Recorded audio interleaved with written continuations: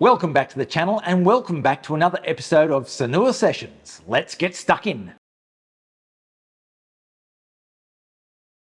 First up, we have some sad news. The other night on the 17th of October, Mango Taru burnt down and it was a vicious fire, a really intense, massive fire on the main street of Jalan Danau Tumblingan. We got there just after the fire had been put out by the fire brigade so we could get access to the area, and it was just totally burnt to the ground. Nothing remained of that place. It was so intense. It's a very sad event. We don't know what's going to happen, whether they're going to try and rebuild or not, but we send our best wishes to the owners of the place and the family that looks after it. Indonesia's president was inaugurated on the 20th of October. Now, it may not mean anything for the average visitor to Indonesia, but it certainly could mean a lot for people wanting to live here permanently. We don't know what direction the next president is going to take, whether he's going to have a more friendly attitude towards foreigners or a more aggressive attitude towards rude foreigners and those that are not bringing any benefit to the country. We'll have to just wait and see. Over the past few days, I've been noticing the high tides in Sanur have been very high. They've been washing up over that beach part in a lot of areas, really coming up over the top and putting a lot of sand over the path. Now, that does happen from time to time, but it's been happening the past few days. Now, I just wonder what would happen if there was a big storm at the same time you had one of those really high tides. Would there be flooding in a lot of those restaurants? If you know or have any experience with that in Sanur in the past, let us know in the comments. Those of you who were big fans of Kuta back in the day or down in Tuban near Discovery Mall probably remember a place called Baba Gump. It was one of those American sort of seafood restaurants based on the movie Forrest Gump. Now, that restaurant has permanently closed, but they have reopened again just a couple of weeks ago in the Icon Mall. I have absolutely no idea about prices, quality, or anything like that, but just for nostalgia's sake, a bit of a blast from the past, I might head down there and check it out. And it might be something you want to try if you want to go back 20 years in time and try one of those restaurants that used to be down in Kuta but no longer exist. Indonesia beyond Bali. Today we're heading to Banda Aceh. Banda Aceh? Why would you want to go to Aceh? That's that province that's really strict Sharia law and all of that.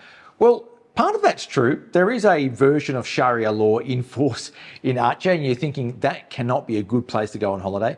But I've got to tell you, it's fantastic. Banda Aceh was hit by the tsunami in 2004 and hundreds of thousands of people were killed. If you go there as a tourist, you can go to a city which has been rebuilt and revitalized since that time and see some of the old tsunami history. There's museums, there's evidence of where big boats have been washed up on top of houses. There's a big power plant that used to be offshore that got washed kilometers inland. You can go and visit. Fantastic mosque, which is worth having a look at. And the food in Aceh is incredible too. Now, officially, you're not supposed to be eating pork and beer around there, and you're supposed to be covered up. And the beaches nearby are fantastic as well. Along that west coast of Aceh, the beaches are fantastic. And it's a surprise that they haven't really been developed over the years because the natural beauty is just sensational. Now, from Banda Aceh, you have access to transport, which will lead into the interior of Aceh, going to places like Takengon. Takengon is a fantastic lakeside town where a lot of coffee is grown. If you've ever heard of Aceh Gayo coffee, it's a premium coffee that you get around the world, and it's from the area around Takengon. It's a fantastic place to go. You can take a little private trip around that lake and have a look at all the different villages around there. It's fantastic. Aside from the interior of Aceh, Banda Aceh also allows you to go on a ferry across the water onto the island of Pulau Weh. Now, Pulau Weh is a fantastic island. The vibe in Pulau Weh is a lot more relaxed. Of course, they still are strict Muslims on the island as well, but there's a little bit more acknowledgement that if foreigners come there, that they will be segregated away into their own little areas and will be able to wear a bikini, for example. And it's totally okay. Now, it's certainly not as liberal as Bali. If you're caught in a bikini in the local warung or down in the mini market or the grocery shop in Pulau Weh, there'd be a problem. But the thing is, the way that the whole island is set up, it's set up for tourism really. So in some areas you've got, for example, a whole line of hotels and bungalows and so forth, which there is a line that they have a sign there that says, past this point, you must wear proper, respectable clothes. And on the other side of the sign, you can just do well, you can't do whatever you want, but you can be a little bit more open about what you wear. So why do people go to Pulau Wear? Well, the reason they go to Pulau Wear mainly is because of diving and snorkeling, which is absolutely world class. There are dive shops there. There are beaches where you can just rent snorkels and fins and just go snorkeling around the place and see the coral right offshore. They have coral regeneration programs. It's a fantastic place for a holiday, and it's not too difficult to access from Bali. Again, because it's on the island of Sumatra, it is quite far away and a lot closer to somewhere like Singapore and Kuala Lumpur than Bali. So normally what people will do, they'll access Banda Aceh through either Kuala Lumpur or Singapore. And on the way back, if they want to go to Bali from Banda Aceh, they'll actually transit through Kuala Lumpur or Singapore rather than Jakarta because it's cheaper. It's cheaper to get those 2 international flights rather than go via Jakarta and do domestic usually.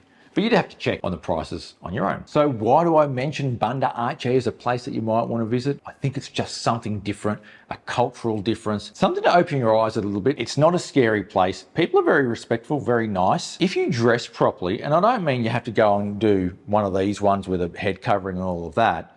If you go there and just dress respectably, if you're a woman, try and wear long sleeves, for example. Be just respectful in what you wear and what you do. It's totally fine, and the people are nice there. Once again, the public transport from Banda Aceh is pretty good. You can get from Banda Aceh down the different sides of the island of Sumatra or straight down the middle. I've gone straight down the middle before, which is a fantastic trip. It's a little bit rough and ready, like the road in some parts is a bit crazy. At one point we nearly slid off the road and we had to get an excavator to push our van up the road, but other than that, it's pretty cool. So put that one in your list of places to visit in the world, Banda Aceh and the province of Aceh. It should be on there. Let's talk about Indonesian food. So today we're going to talk about Masakan Padang. Masakan means cooking. Padang is a city in West Java. So the cooking from the place of Padang, or you could just say Padang style cooking. Now, Masakan Padang is universal around Indonesia. Wherever you go in Indonesia, you're sure to find a restaurant which is a Masakan Padang restaurant. And the good thing about that is once you're familiar with how you eat Masakan Padang and the sorts of dishes they might have, you can rely on that food wherever you go in Indonesia for protein and veggies.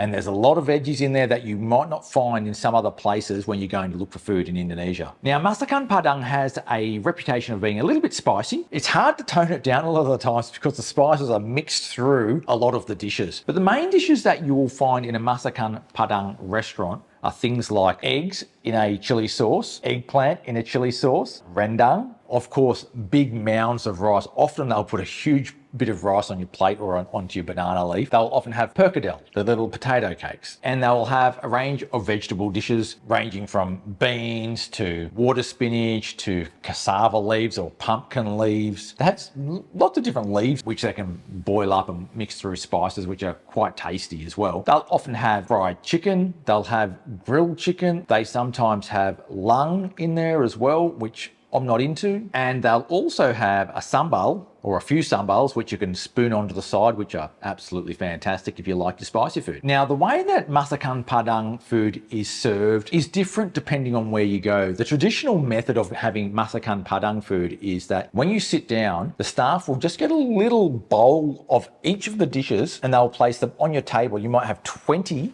bowls on your table, and then you can pick and choose what you want at your table by taking a bowl and putting it on your plate. Now, the problem with that is if you just want to taste one of them and you touch that bowl, you've paid for it.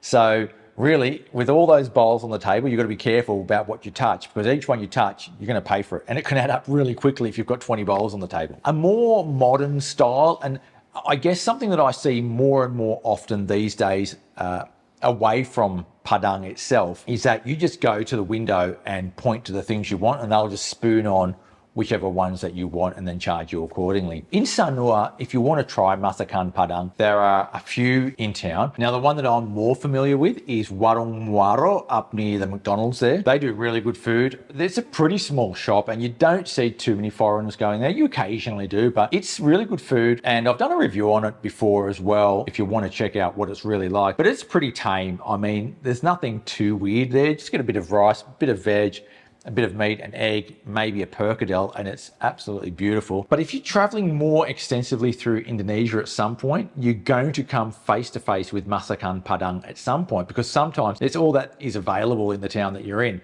And sometimes it's the only place to get some decent veggies. Let's talk about the weather. I don't use the weather apps, I just stick my head out the window. Now today it is hot and sunny, and it's been hot and sunny for all week really. I don't think it even rained once last week. It has been so hot, and in the mornings it's really hot. There doesn't seem to be a breeze blowing, and you walk along that beachfront path at about 8 a.m. and it is boiling hot. It's incredible how hot it is. And that rainy season hasn't come yet. So we're still waiting for the rains to come and cool us down, but if you're coming in the next week or so, I'd say that you're going to have a pretty dry spell. Let's talk about property. So today I just want to give a bit of a disclaimer before I start showing any properties here. I'm not affiliated with any of these people. I don't receive a commission. I don't gain any benefit. I gain no benefit whatsoever from showing you these properties. Now, the reason I say that is because I had a hater in my comments criticizing me for advertising properties, which I don't do. I'm just trying to show you what's available out there, and you can make your own decisions about what you want to do in the future. There was also a complaint about me trying to boost up property prices in Sanur or something like that, but it's just ridiculous. The first place I want to show you today is on Jalan Tukad Balian. Now that's not actually Sanur, it's just out of Sanur on the western side. It's actually in Renon. There's a little sort of creek or river that runs between Sanur and Renon, and it's on the Renon side of that. And it's a big north-south road that runs on the west side of Sanur in Renon. And this place we're looking at is a 2-bedroom house in a quiet area, fully furnished. They say 6 minutes from Sanur, but it's not 6 minutes from Sanur, it's a little bit longer than that. And they're saying 140 million per year negotiable. I would tend to want to negotiate anything in Renon. You want to negotiate heavily because it's not really a popular area for foreigners. So 140 million a year in Renon, you'd want something absolutely fantastic. Now, luckily, this place does look pretty good. Again, you wouldn't, they say you should negotiate, so you would negotiate and try and get that price down. But just looking at it, it's got a nice little garden there. You can even see a hammock in one of those photos, which looks really relaxing. That looks totally livable, and I'd be quite happy in a place like that. Location, not too bad.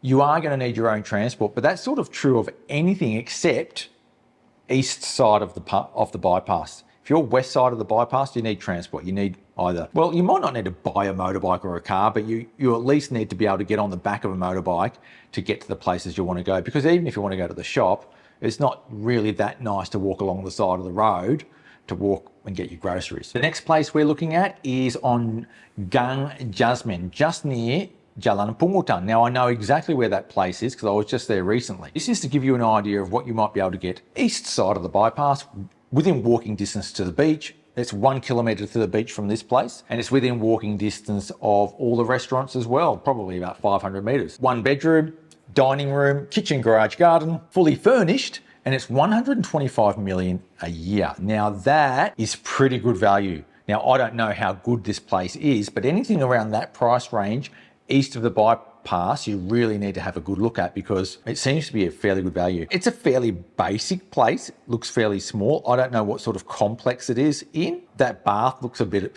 like, I wouldn't use a bath in Bali ever, and I know some places do it because it looks like it's luxurious, but yeah, if you owned it, you'd probably knock that thing straight out and just use it as a big shower. It seems to have its own washing machine and so forth. You know, that sort of place is the place that you'd want to go and have a look at first, because for that price, you're a little bit suspicious that it may not be all that it seems. But it's certainly something to keep in mind, because you know, we keep talking about how property prices around Sanur are going through the roof. There are still cheap options available. I mean, there's even places, you know, 1 bedroom apartments or studio apartments available for like 6.5 million per month. And there's a lot of them available. So don't be too afraid by what you see on the internet. Those prices quite often are really stretching the limits of all reasonable prices. So if you do want to move here and you want to rent a place or buy a place, you really need to do your homework and do not put money down on something sight unseen. Let's answer some questions.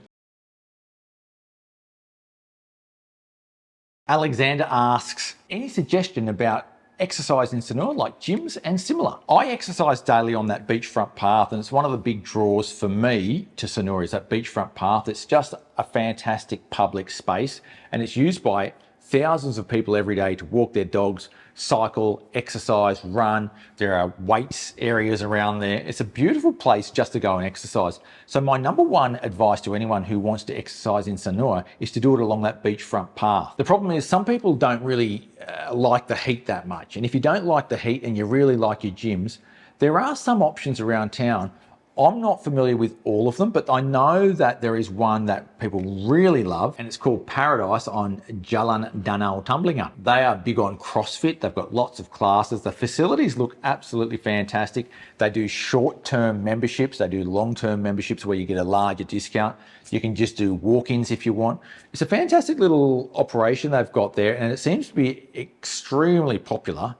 I don't do the gym, but if you're into gyms, I reckon that might be a good one to check out. That's it for the Q&A today. If you've got any questions you want answered, make sure you drop a comment below and I'll try and answer them. It's a great opportunity for people to share information with one another. Ask me a question, I'll answer it, share it with everyone else. It's a great way for information to get out there. And that wraps up another Sanur Sessions. Thanks for watching. Make sure you hit that subscribe button to keep up to date with all things Sanur. I'll catch you next time.